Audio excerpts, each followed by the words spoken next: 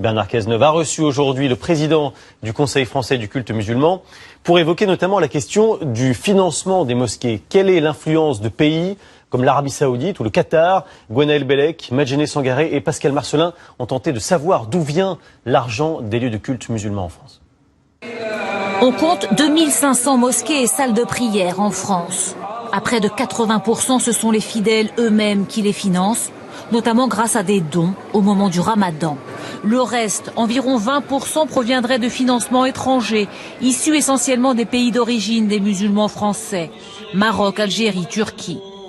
Le Maroc dépense 6 millions d'euros tous les ans. C'est plus que l'Arabie Saoudite, 3,7 millions. Le Royaume reconnaît avoir financé la construction de 8 mosquées en France en 5 ans.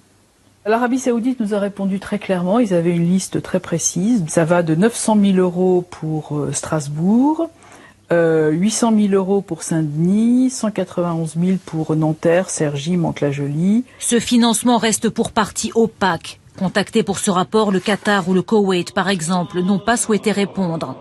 Et ces chiffres ne tiennent pas compte non plus des dons des fonds privés étrangers.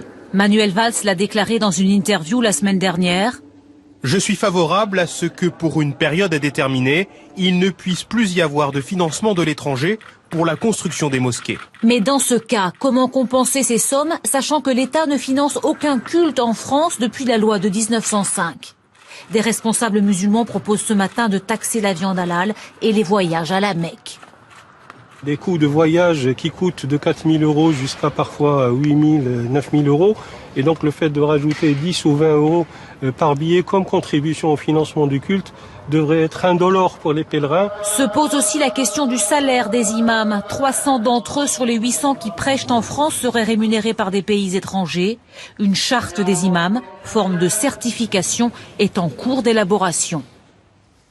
Sachez que le ministre de l'Intérieur a également précisé qu'une vingtaine de mosquées jugées fondamentalistes avaient été fermées depuis le mois de